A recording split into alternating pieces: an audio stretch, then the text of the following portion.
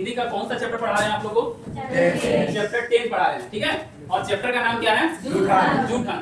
जिसके लेखक कौन है? ओम प्रकाश वाल्मीकि। आज उनका हम लोग क्या पढ़ेंगे? परिचय पढ़ेंगे। Very good. चलिए आज लोग परिचय पढ़ते हैं।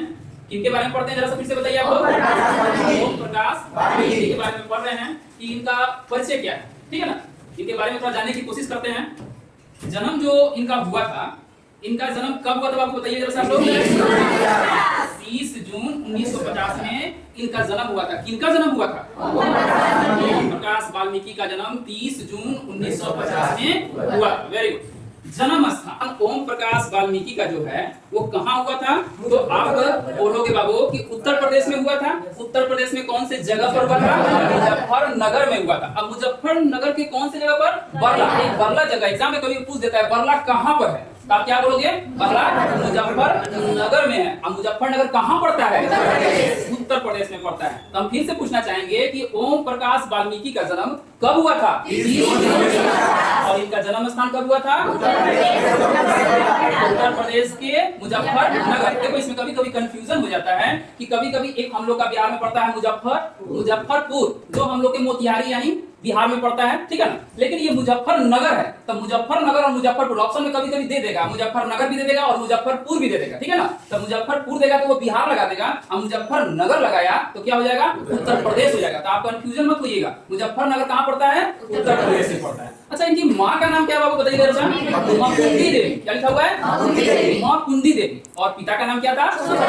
छोटन लाल। तो हम लोग को 4 स्टेप आसानी से याद हो रहा है। तो एक बार और रिपीट किया जाएगा। ओम प्रकाश वाल्मीकि का जन्म कब हुआ था? 1950 में हुआ था। जन्म स्थान कब हुआ था? उत्तर प्रदेश मुजफ्फरनगर, जो कि बरला में पड़ता है। और माँ का नाम है कुंदी देवी और पिता का नाम क्या है? छोटन लाल, ठीक है ना। अब जरा से इनकी शिक्षा के बारे में आते हैं। किनकी शिक्षा के बारे में आते हैं? ओम प्रकाश वाल्मीकि की शिक्षा। जिस प्रकार हम लोग शिक्षा लेते हैं तो क्या क्या शिक्षा, कहाँ से शिक्षा लिए, कहाँ एडमिशन कराएं, इनके बारे में जानते हैं। मास्टर सेवक राम मसीही के खुले बिना कब्रे। क्या क्या है? 3 स्टेप पहले याद कीजिए। अक्षर ज्ञान का प्रारंभ, मास्टर सेवक राम मसीही के खुले बिना कब्रे। क्या नाम है? बिना टाट चटाई वाले स्कूल से। बताइए शिक्षा लिए हैं बिना टाट समझते हैं आप लोग किसको कहते हैं? टाटी समझते हैं, चटाई समझते हैं। आप लोग तो घर में पढ़ते हैं, एलईडी में पढ़ते हैं, एकदम फैशनेबल आज की दुनिया हो गया है, फिर भी बच्चे नहीं पढ़ते हैं। लेकिन इन्होंने बिना टाट चटाई वाले स्कूल से क्या प्राप्त किए हैं? शिक्षा प्राप्त किए हैं। उसके बाद बेसिक प्राइमरी स्कूल में क्या हो गए हैं? दाखिला। दाखिला का मतलब क्या होता है? नामांकन लिए, एडमिशन करा। उसके बाद यानी बिना टाट चटाई वाले स्कूल से उसके बाद वो क्या कर लिए? बेसिक प्राइमरी स्कूल में क्या हो गए? एडमिशन करा लिए। फिर 11वीं की परीक्षा कहां से किए बाबू? अच्छा, ये बरला इंटर कॉलेज क्यों बोला जा रहा है? क्योंकि इनका जन्म कहाँ हुआ था? बरला में हुआ था। इसीलिए 11वीं की परीक्षा वो बरला इंटर कॉलेज से किए थे। और बरला इंटर कॉलेज से भी पास भी हो गए। किसी समस्या की वजह से क्या हो गए? फेल हो गए, अनुत्तीर्ण हो गए। कौन? ओम प्रकाश वाल्मीकि। तो एक बार जरा रिपीट आइए, आप लोग मुस्बानी याद करने की कोशिश कीजिएगा। ओम प्रकाश वाल्मीकि का जन्म कब हुआ था? इनका जन्म स्थान? माँ का नाम क्या है? पिता का नाम क्या है? और शिक्षा के बारे में जरा सा आइए। आप यहाँ से बता सकते हैं बिना टाट चटाई वाले स्कूल से वो शिक्षा ग्रहण किए थे। उसके बाद वो बेसिक प्राइमरी स्कूल में वो अपना नामांकन कराए थे और 11वीं की परीक्षा बरला इंटर कॉलेज में पास किए थे। और कुछ कारण, कुछ परिस्थितिवश 12वीं की परीक्षा में वो अनुत्तीर्ण हो गए। इतना समझ में आया? चलिए अब थोड़ा सा वृत्ति के बारे में पढ़ते हैं। ओम प्रकाश वाल्मीकि के वृत्ति के बारे में 12वीं कक्षा में ही ऑर्डिनेंस फैक्ट्री, क्या नाम पढ़ा बाबू इनका? देहरादून में अप्रेंटिस की नौकरी। क्या किए थे वो? अप्रेंटिस की नौकरी जो किए थे वो कहाँ से किए थे? देहरादून से किए थे। फिर ऑर्डिनेंस फैक्ट्री में कहाँ पर भैया? चंदा में। चंदा पड़ता कहाँ है? चंदा पड़ता है चंद्रपुर में। और चंद्रपुर कहाँ पर है? ठीक है। में ड्रॉपमैन की भी नौकरी किए थे। मतलब पढ़ाई के क्रम में वो इतने जगह पर वो नौकरी भी किए थे और पढ़ाई भी अपना रेगुलर रखते थे। लेकिन 12वीं की परीक्षा में क्या थे? अनुत्तीर्ण थे, फेल थे। अब सम्मान उनको क्या क्या मिला था जरा सा देखा जाए। हम लोग 11वीं परीक्षा जब वो पास कर गए हैं तो पास करने के बाद उनको बहुत सारा सम्मान मिला था। इतना सारा वर्क किए थे, इतना सारा कार्य किए थे, तो उनको सम्मान किस किस का मिला हुआ था? देखिए बाबू, डॉक्टर अंबेडकर राष्ट्रीय पुरस्कार उनको मिला था। बताइए किनको मिला था? ओम प्रकाश वाल्मीकि को डॉक्टर अंबेडकर राष्ट्रीय पुरस्कार मिला था। वो भी कब मिला था? 1993 में मिला था, 93 में मिला था। और सम्मान कौन सा मिला था? राष्ट्रीय पुरस्कार किसको मिला था? Very good.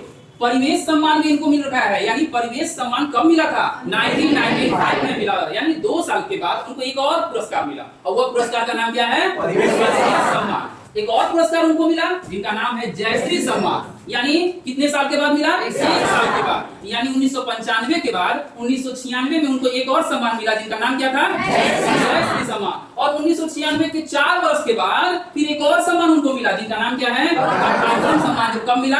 2000। आप बताओ मिला हुआ है उनको सम्मान 1 2 3 4 सम्मान मिला है। एक बार इस भी जैसे आपके दिमाग में बैठ जाए, 1993 में मिला हुआ था, उसके बाद 1995 में मिला हुआ था, उसके बाद 1996 में मिला था, उसके बाद 2000 में मिला था, यानी 1993 95 96 2000 कंप्लीट। अच्छा, तो 93 में एक बार रिपीट कीजिए कि सम्मान क्या क्या मिला था उनको? डॉक्टर अंबेडकर राष्ट्रीय पुरस्कार। कंफर्म क्या 93 के बाद क्या आता है? 95। 93 के बाद 95 नहीं आता है यार, 93 के बाद 94 आता है। लेकिन उनको जो पुरस्कार मिला था वो 1995 में मिला था, ठीक है ना? तो 95 में और सम्मान मिला था, वो 96 में मिला हुआ था। 1996 में कौन सा सम्मान मिला था? जयश्री सम्मान मिला था। और उनके बाद भी 4 साल के बाद वो कठिन मेहनत किए होंगे और एक और सम्मान उनके हाथ मिल गया, और वो सम्मान का नाम क्या है? सम्मान। इसका मतलब है कि उनको 4 सम्मान से उनको सम्मानित किया गया था, और उस सम्मान का नाम आपके सामने है, जो एक बार आपसे हम पूछना चाहेंगे। बताइए कौन कौन सम्मान है? पहला पुरस्कार का नाम बताइए। दूसरा सम्मान कब मिला था? बोलिए। जयश्री सम्मान कब मिला था? और चौथा सम्मान कब मिला था? समझ में आ रहा है? चारों सम्मान आपको अभी याद हुआ या नहीं याद हुआ? कोई दिक्कत है? चलिए अब हम लोग लास्ट पढ़ते हैं थोड़ा इनकी कृतियां का ना। सलाम अलैकुम वो नहीं पढ़ना है, सलाम। और उसके बाद क्या है? पहला क्या है? जूठन। दूसरा क्या है? तीसरा क्या है? चौथा क्या है? सदियों का संताप। चौथा क्या है? पांचवा क्या है? क्या हो चुका है? बहुत हो चुका है। आप लोग कहीं नेगेटिव नहीं जा रहे हो? बहुत हो चुका है, कहानी वाला है, बहुत हो चुका है। और कुछ एक और लिखा है, देखिए जरा सा। अब और नहीं, किस मामले में और नहीं? पढ़ना और नहीं है, पढ़ना है ना, लेकिन ये कृतियां बोल रहा है बहुत हो चुका है, अब और नहीं, ठीक है ना? तो आप एक साथ पढ़ लीजिए, बहुत हो चुका है, अब और नहीं। खाना खा रहे हो? बहुत हो चुका है, अब और नहीं। तो आप एक बार रिपीट करो, कृतियां हो जरा सा। जूठन, सलाम, बैठिए, सदियों का संताप, बहुत हो चुका है, अब और नहीं। समझ में आया? अच्छी तरह समझ में आया? Thank you. यानी ओम प्रकाश वाल्मीकि का परिचय आज मेरा समाप्त हो गया, और बस थोड़ा ही देर के बाद हम लोग क्या शुरू करने जा रहे हैं?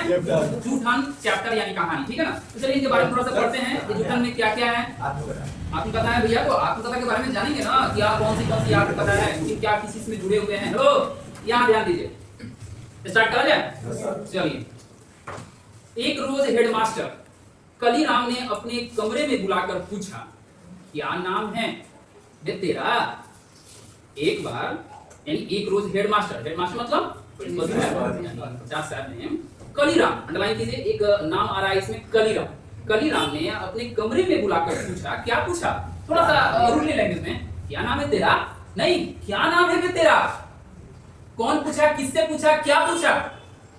एक रोज प्रिंसिपल साहब ने कलीराम ने अपने कमरे में बुलाकर पूछा, क्या पूछा बाबू बताओ? क्या नाम है? ऐसे गुस्सा के बोल रहे हो आप लोग? क्या नाम है तेरा? तो ओम प्रकाश। मैंने डरते अब ऐसे कोई पूछेगा, जरा से सोचो, तो ओम प्रकाश या आप भी कोई प्रकाश, या आप जैसे अजीत बाबू हुए, गौरव बाबू हुए, गौतम बाबू हुए, बड़ा फिट दिख रहे हैं यहाँ पर, अगर हम पूछेंगे क्या नाम है तेरा, तो सर काहे ऐसे पूछ रहे हैं, थोड़ा सा आप डर जाओगे। तो डरते धीमे स्वर में अपना नाम बताए, धीमे स्वर में अपना नाम बताए। हेडमास्टर को देखते ही बच्चे सहम जाते थे। मतलब हेडमास्टर पता नहीं कैसे थे, किस तरह का व्यवहार बच्चों के साथ करते थे कि बच्चे उनको देखकर क्या हो जाते थे? सहम जाते थे, डर जाते थे। पूरे स्कूल में उनकी दहशत थी। बताइए तो, राक्षस तो नहीं होते वो, नहीं थे, लेकिन स्कूल में जैसे इन करते थे बच्चे डर जाते थे। दहशत, चारों तरफ माहौल एकदम भयावह। अब आइए, चूहे का है, ये कौन पूछ रहा है भैया? ये अब कहानी में आने के बाद क्लियर होगा कि कौन क्या कहना चाह रहा है। चूहे का है। हेडमास्टर का दूसरा सवाल पूछना। एक हेडमास्टर ने पहला सवाल किया, क्या नाम है बे तेरा? देखो दूसरा किसका सवाल पूछ रहे हैं? चूहे का है, तो कितना गलत लैंग्वेज से पूछ रहे हैं। नाम तो है प्रिंसिपल साहब, और आने के बाद हो जाता है डर पूरा। तो इतना बड़ा डर जब होगा तो बच्चे सहम जाएंगे। कुछ बच्चे डर जाते थे, कुछ बच्चे चुपचाप बैठे रह जाते थे कि कहीं सर हमसे ना कुछ पूछे। तो पहला सवाल क्या पूछे थे बताओ, और दूसरा सवाल क्या किए थे, चूहे का है। हेडमास्टर का दूसरा सवाल पूछला यानी पूछे, तो बच्चा जवाब दिया जी। क्या जवाब दिया, जी। ठीक है, वो जो सामने शीशम का पेड़ खड़ा है उस पर चढ़ जाए। किसने बोला, प्रिंसिपल बोले कि ठीक है, अगर तुम्हारा नाम अगर है ये चीज, तो वहां सामने एक शीशम का पेड़ खड़ा हुआ है, उस पर चिपकाकर जाकर चढ़ जाए और टहनियां तोड़ के झाड़ू बना दे। टहनी समझते हैं आप लोग, टहनी किसको बोलते हैं, डाली को बोलते हैं। हाँ, तो उस डाली को तोड़ लो और थोड़ा सा देखो, हिंदी भाषा जो है इसमें, ये हिंदी भाषा में थोड़ा सा अलग लैंग्वेज, अलग भाषा का यूज किया गया, उपयोग किया गया है। उस भाषा को हम पढ़ा रहे हैं इसलिए कि किताब जो कर रहा है वो पढ़ा है, ठीक है ना। तो ये किताब के अनुसार हम बोल रहे हैं, ही नहीं कि यही भाषा का यूज करना है आप लोग को भी, ठीक है। तो ये बोल रहे हैं कि उस पर चढ़ जा और टहनियां तोड़ के झाड़ू बना दे, पत्तों वाली झाड़ू। वो झाड़ू जो बनेगा वो कौन वाला झाड़ू बनेगा, इसलिए सब चीज में ऑब्जेक्टिव पढ़ा हुआ। अगर इसको कहानी को पूरे एकदम ध्यान से पढ़िएगा तो सारा कहानी आपके दिमाग में आ जाएगा और ऑब्जेक्टिव आसानी से बन जाएगा, ठीक है ना। तो ठीक है, अगर तुम्हारा नाम अगर जो भी है वो हमको उस नाम से नहीं कुछ करना है। प्रिंसिपल साहब बोल रहे हैं कि ठीक है, वहां जो सामने कौन सा पेड़ है, शीशम का जो पेड़ है उस पर तू चढ़ जा और टहनियां तोड़कर क्या बना लो, झाड़ू बना लो। और वो झाड़ू जो बनाना है किस टाइप में बनाना है, पत्तों वाली झाड़ू बनाना है। और पूरे स्कूल में क्या करना है बाबू, वो ऐसा चमका दे जैसा शीशा। यानी प्रिंसिपल साहब बोले हैं कि तू बाबू इधर आओ और वहां पर जो शीशम का पेड़ लगा हुआ है उस पर तुम चढ़कर एक पत्तों वाली झाड़ू तुम बना लो और पूरे स्कूल में जितना भी कचरा लगा हुआ है, गंदा लगा हुआ है, उसको साफ करके शीशा की तरफ चमका। किसने बोला, वेरी गुड। तेरा तो यो खानदानी काम है, बताओ। उनके बारे में तो बच्चा को बोल ही रहे हैं और उसके खानदान के बारे में भी कौन बोल रहे हैं, प्रिंसिपल साहब बोल रहे हैं कि तेरा तो ये खानदानी काम है जो फटाफट लग जा और काम तू कर, ठीक है। आप ही बताओ कि हम आपको ऐसा बोलेंगे आपको कैसा लगेगा, बिल्कुल खराब लगेगा। सर आप मेरे बारे में बोल रहे हैं, मेरे परिवार के बारे में आप कौन होते हैं बोलने के लिए। तो अगर वो डर प्रिंसिपल साहब दे रहे हैं तो थोड़ा देर के लिए आपको लग क्या रहा है कि प्रिंसिपल साहब बोले हैं हमको डर से कर, क्योंकि उनके आने से क्या फैल जाती थी, दहशत फैल जाती थी। उसी दहशत का क्या उठाते थे, फायदा उठाते थे। क्या उठाते थे, वेरी गुड। अब थोड़ा सा आगे पढ़ते हैं। हेडमास्टर के आदेश पर मैंने कमरे बरामदे साफ कर दिए। बताइए, हेडमास्टर के आदेश जो मिला, ऑर्डर मिला, उन पे मैंने क्या क्या साफ कर दिया, कमरा साफ कर दिया, बरामदे साफ कर दिया। तभी वे खुद चलकर आए और बोले इसके बाद मैदान भी तू साफ कर दे। बताइए तो जरा सा, काम करने का भी हद होता है, नहीं काम कराने का भी कोई हद होता है। एक तो बोल रहे हैं कि तू इधर आ और शीशम के पेड़ पर चढ़कर पत्तों वाली तुम झाड़ू बनाओ, और झाड़ू जब तुम लेके आना तो कमरा के साथ साथ क्या कर रहे हैं, पूरे भी जितने भी मैदान है उसको साफ करके एकदम चकाचक कर दो, नीट एंड क्लीन कर दो। किसने बोला, चलो। लंबा चौड़ा मैदान मेरी वजूद से कई गुना बड़ा था, इतना बड़ा था, लेकिन किसका आदेश था, प्रिंसिपल का आदेश था, जिसे साफ करने से मेरी कमर दर्द करने लगी। बताइए, वो बच्चा कह रहा है, अंदर अंदर बात कर रहा है, सर से कोई बात नहीं कर रहा है। वो कह रहा है सर ने हमको आदेश किया है, उनका तो पालन करना होगा। और उनके बाद के आदेशानुसार मैंने पूरा कमरा, पूरा बरामदा, पूरा मैदान को साफ करके चकाचक कर दिया। लेकिन साफ करने के बाद मेरी कमर में क्या होने लगी, दर्द होने लगी। धूल से चेहरा और सिर हट गया था, पूरा गंदा हो गया था, मुंह के भीतर धूल घुस गई थी। गंदा इतना था, लेकिन सर को कोई इसका फर्क ना पड़ा, क्योंकि उनका आदेश जो था, ठीक है। मेरी कक्षा में बाकी बच्चे पढ़ रहे थे, मैंने केवल उनको, उस बच्चा को केवल आदेश दिया गया और बाकी सब बच्चे क्या कर रहे थे, पढ़ रहे थे। और मैं क्या कर रहा था, झाड़ू लगा रहा था। किसका आदेश था, प्रिंसिपल का आदेश था। हेडमास्टर अपने कमरे में बैठे थे, लेकिन निगाह किस पर थी, मुझ पर टिकी थी। किस पर, उस बच्चे पर टिकी थी। क्यों टिकी थी, क्योंकि उनको आदेश मिला था। देखो क्या मिला हुआ था, आदेश मिला हुआ था कि तुमको अभी इस मैदान में जितना भी गंदगी लगा हुआ है, इस कमरा में जितना भी गंदगी लगा हुआ है, उस सबको तुमको साफ करना है और शीशा की तरह चमका देना है। बात समझ में आ रहा है। अच्छा, तो जब शीशा की तरह चमका देना है तो हम चमका तो रहे थे, लेकिन काम करते करते मेरी कमर में क्या हो रही थी, दर्द हो रही थी। लेकिन सर को थोड़ा भी अफसोस नहीं हो रहा था कि बच्चा इतना बड़ा मैदान साफ कर रहा है, थोड़ा उसको हम तो बोले कि बाबू थोड़ा देर बैठ जाओ। लेकिन नहीं, वो तो हमको ऐसे सुनाते थे जैसे उनके घर के कुछ हम क्या लगते थे, रिश्तेदार लगते थे या घर के दुश्मन लगते थे। एनीवे, लेकिन कहने का मतलब पता नहीं कि किस जमाने का हमसे उनका दुश्मनी था कि वो केवल हमको ही बोलते थे और सारे बच्चे क्या कर रहे थे, पढ़ रहे थे और हमको क्या बोल रहे थे, हमको क्या बोल रहे थे, काम करने के बोले थे। आप बताओ, हम काम करने के लिए आए हुए थे, लेकिन सर को कोई परवाह नहीं था। क्यों? क्योंकि अगर हम सर को कुछ बोलते हैं तो हमको क्या मिलता है, दंड मिलता, पनिशमेंट मिलता। इसलिए सारे बच्चे दहशत में थे, डर गए थे। पढ़ तो सारे बच्चे थे रहे थे, एक हमको छोड़। समझ में आ रहा है बात? कहानी ऐसे पढ़िए कि ये कहानी दोबारा पढ़ने की नौबत ना पड़े। और सीरियस नहीं पढ़ना है, थोड़ा हंसते रहिए, थोड़ा बोलते रहिए, थोड़ा समझते रहिए, इंटरटेनमेंट करके कहानी को पढ़ लेना है ताकि एग्जाम में आए तो ऑप्शन आए लेकिन बाव ना जाए। समझ में आ रहा है? तो आगे पढ़ते हैं, आगे क्या करना चाह रहे हैं। हेडमास्टर अपने कमरे में बैठे थे, लेकिन निगाह किस पर थी, मुझ पर टिकी हुई थी। पानी पीने तक की इजाजत नहीं थी। किसको? उस लड़का को पानी पीने तक की इजाजत नहीं थी। बताइए, आप ही समझ सकते हैं कि स्कूल का जो मैदान होता है वो छोटा होता है कि बड़ा होता है? बड़ा होता है। एक क्लास साफ करना, कमरा साफ करना और मैदान भी साफ करना और पानी तक का ना पूछना, बताइए तो थोड़ा सा तो प्रॉब्लम होगा। अब आगे बढ़िए, क्या ये कर रहे हैं, आगे भी कुछ कर रहे होंगे, कुछ और करो। आगे देखिए, पूरा दिन मैं झाड़ू लगाता रहा। अब बाबू, वो बाबू जो काम कर रहा था वो पूरा दिन, समझ रहे हैं बाबू, पूरा दिन वो झाड़ू लगाता रहा। तमाम अनुभवों के बीच कभी भी इतना काम नहीं किया था। वैसे भी घर में भाइयों का मैं लाडला था। बताइए तो, वो घर में बच्चा जो था वो अपने भाइयों का बहुत प्रिय था, लेकिन स्कूल में आने के बाद इतनी दहशत थी, इतनी भी भयानक दृष्टि थी कि सर का आदेश का पालन करना था और आदेश के पालन के उपरांत मेरे को इतना काम करना कि पूरा दिन मेरे को झाड़ू लगाते भी था, साफ करते भी। दूसरे दिन भी आइए जरा सा, पहला दिन तो बीत गया। पहला दिन वो बच्चा क्या किया, पूरा दिन सफाई किया। दूसरे दिन स्कूल पहुंचा, जाते ही हेडमास्टर ने फिर झाड़ू के काम पर लगा दिया। अरे ऐसा क्यों उसको बोला जा रहा है? क्योंकि हेडमास्टर साहब उसको एक बात बोले थे, तुम लोग का खानदानी पेशा है। बात समझ में आ रहा है ना? तो इसलिए सर को क्या लगा कि उस बच्चा को बोले कि दूसरा दिन जब स्कूल पहुंचा तो फिर बोले, जाते ही हेडमास्टर ने फिर झाड़ू के काम पर उसको लगा दिया। पूरे दिन झाड़ू ही देता रहा। मन में एक तसल्ली थी कि कल से कक्षा में बैठे। उस बच्चा को थोड़ा सा लग रहा था कि हो सके कल अगर हम स्कूल जाएंगे तो आज सर हमको बोलेंगे कि बाबू अब छोड़ दो, अब जाके स्कूल में बैठो और पढ़ाई करो। मन में एक क्या थी, तसल्ली थी। मन में क्या थी, एक अरमान था, एक उम्मीद थी। समझ में आ रहा है? अब आगे तीसरे दिन क्या हो रहा है, यानी पहला दिन झाड़ू लगाया, दूसरा दिन भी झाड़ू लगाया, तीसरा दिन आया। तीसरे दिन मैं कक्षा में चुपचाप जाकर बैठ गया। थोड़ी देर बाद उनकी दहाड़ सुनी।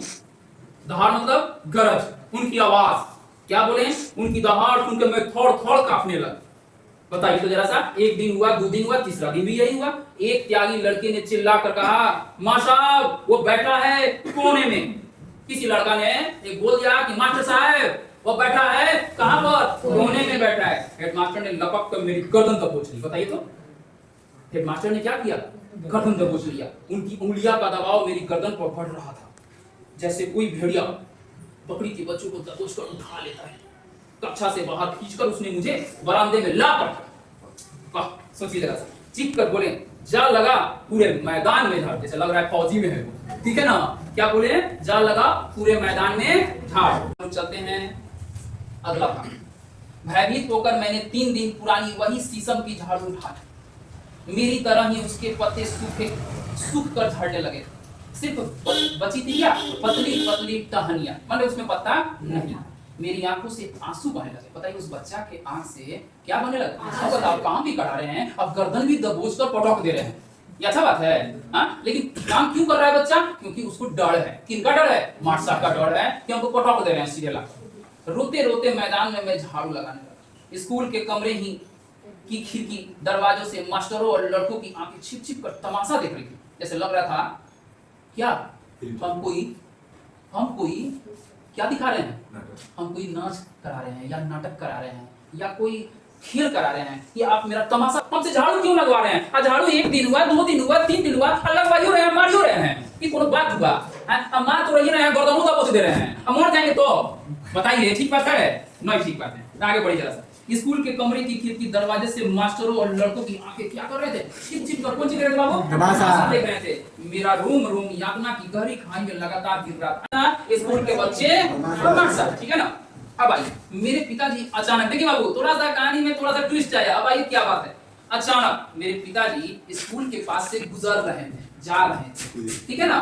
जा रहे थे। अच्छा देखिए जरा, मुझे स्कूल के मैदान में झाड़ू लगाता देखकर ठिठक गए। कोई किसी का भी गार्जियन हो, अगर आप झाड़ू लगा रहे हैं तो एक ना एक दिन तो पकड़े जाओगे। और पकड़ा गया। वो कौन पकड़ा गया? वो बच्चा। और किसने देखा? उनके पापा ने देखा। किसने देखा? पापा ने देखा। और बाहर से ही आवाज देकर बोले, मुंशी जी यू क्या कर रहा है? प्यार से मुझे मुंशी जी कहा करते थे। इसका मतलब है उस बच्चा का नाम क्या था? अब समझ में आया, उस बच्चा का नाम था मुंशी जी। और मुंशी जी कौन बुलाता था? उनके पापा बुलाते थे, यानी पिताश्री बुलाते थे। ठीक है ना? उन्हें देखकर मैं खफा पड़ा, ठीक है? और वे स्कूल के मैदान में मेरे पास आ गए। मुझे रोता देखकर बोले, बेटा का नाम क्या था? Very good. मेरी हिचकियां बच गई। हिचक कर पूरी बात पिताजी को बता दी। 3 दिन से रोज झाड़ू लगवा रहे हैं, कक्षा में पढ़ने भी नहीं देते हैं। किसने बोला बाबू? मुंशी जी ने अपने पापा से पूछे। क्या पूछे? कि पिताजी ये मेरे मार्ट साहब हैं, मेरे को स्कूल में पढ़ने नहीं देते हैं। 3 दिन से मेरे को झाड़ू लगवा रहे हैं। इतना बड़ा ग्राउंड है, इतना बड़ा मैदान है, और मेरे को बोले हैं शीशा की तरह चमका दो। लेकिन डर के मारे, इनकी दहशत के मारे हम कुछ कर नहीं पा रहे थे और काम कर रहे थे। काम तो कर ही रहे थे पापा, लेकिन क्या करें? कभी एक दिन आके क्लास में चुपचाप बैठ नहीं गए कि उनको समझिए कि क्या करें, आफत जो आ गई। और मुझे क्या किए? गर्दन पकड़े और पकड़कर पटक दिए। बताइए पापा, ये सही बात है? नहीं है। इसलिए आगे थोड़ा सा बढ़ते हैं। इस कहानी में क्या मजा आता है? देखिए, जब कहा जाता है बेटा पर अगर कोई आफत आती है और बाप सामने आ जाता है तो हिम्मत बढ़ जाती है। किसमें? बेटा में हो, चाहे वो मुंशी जी क्यों नहीं हो। ठीक है? तो थोड़ा सा आगे बढ़ते हैं। पिताजी ने मेरे हाथ से झाड़ू छीनकर दूर फेंक दी। उनकी आंखों में आग की गर्मी उतर आई। हमेशा दूसरों के सामने कमान बने रहने वाले पिताजी की लंबी लंबी घनी मूंछें गुस्से से फड़फड़ाने लगी, चीखने लगे। कौन सा मास्टर है वो जो मेरे लड़के से झाड़ू लगवाता है? पिताजी की आवाज पूरे स्कूल में क्या हो गई? गूंज हो गई, यानी पूरी तरह सन्नाटा हो गया। एक तरफ मास्टर साहब का सन्नाटा होता था, अब आ गए पिताजी यानी मुंशी जी के पापा आ गए, और आने के बाद क्या हो गया? चारों तरफ सन्नाटा, सन्नाटा ही सन्नाटा। अब जरा सा आगे पढ़ते हैं, कौन तरह का सन्नाटा हुआ? अब देखिए जरा सा, जिसे सुनकर हेडमास्टर सहित सभी मास्टर साहब आ गए। कलीराम हेडमास्टर ने गाली देकर मेरे पिताजी को धमकाया। इसका मतलब हेडमास्टर साहब का क्या नाम था? कलीराम। वाह वाह, कितना सुंदर नाम है। सबसे ज्यादा बेटवा का नाम है, यानी छात्र का नाम है मुंशी जी।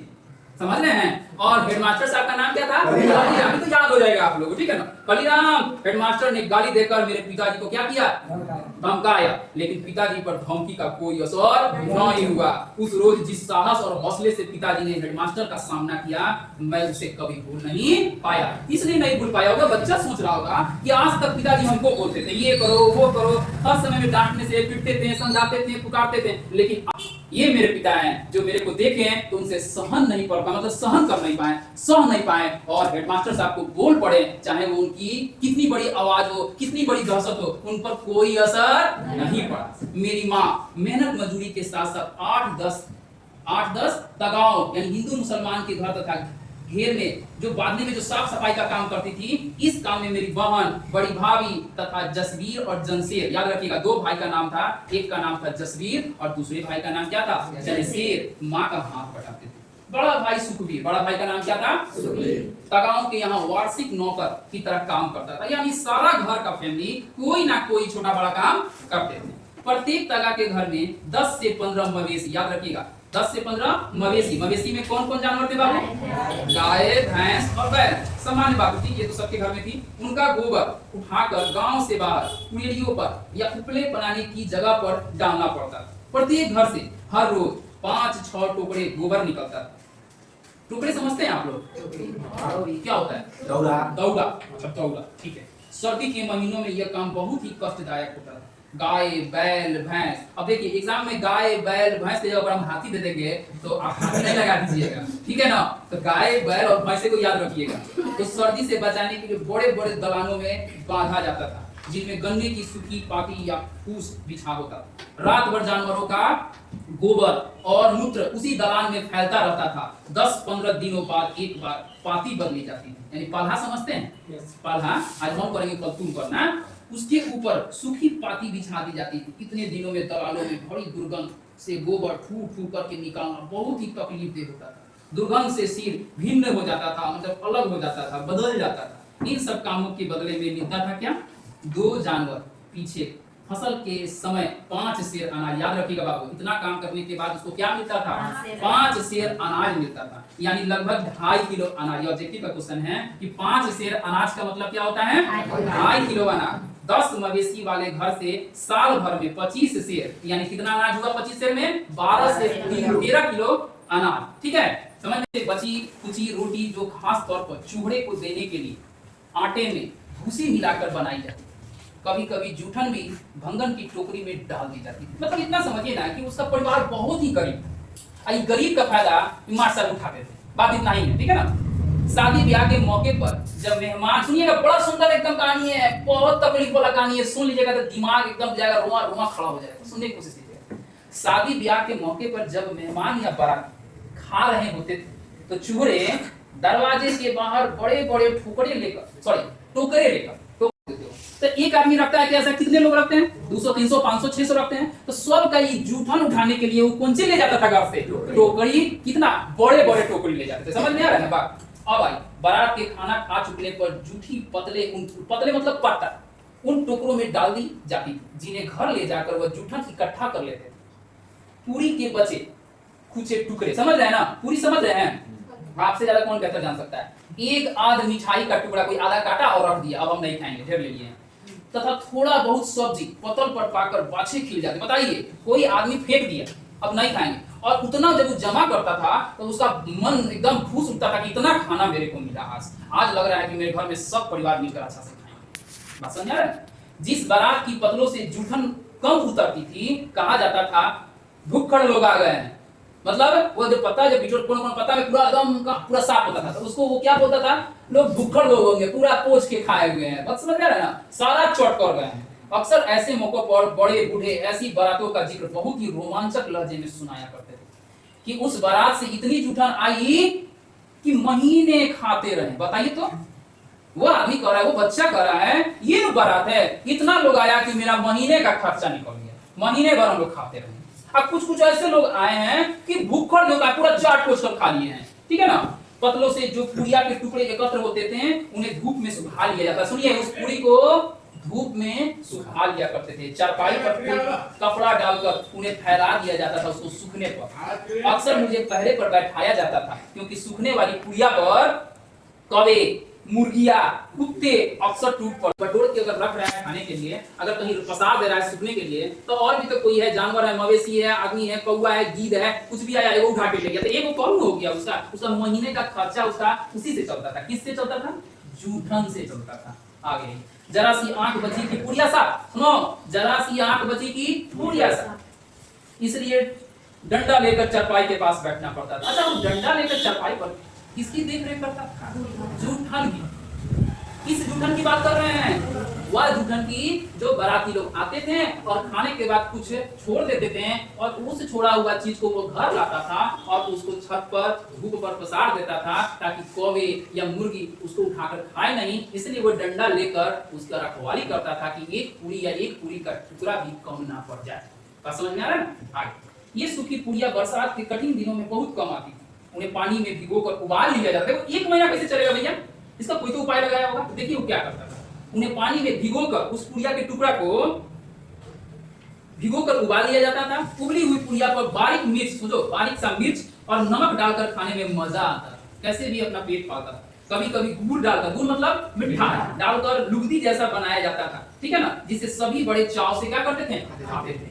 आज जब मैं इन सब बातों के बारे में सोचता हूँ तो मन के भीतर कांटे जैसे उगने लगते हैं। कैसा जीवन, ये पहले बात बता रहे हैं अपने बारे में, कैसा जीवन, दिन रात भर खप कर हमारे पसीने की कीमत मात्र जूठन, फिर भी किसी को कोई शिकायत नहीं, कोई शर्मिंदगी नहीं, कोई पश्चाताप नहीं। जब मैं छोटा था तो माँ के साथ जाता था, अंडरलाइन कीजिएगा जरा सा, माँ पिताजी का हाथ बटाने, तगाओं त्यागियों के खाने को देखकर अक्सर सोचा करता था कि हमें ऐसा खाना क्यों नहीं मिलता।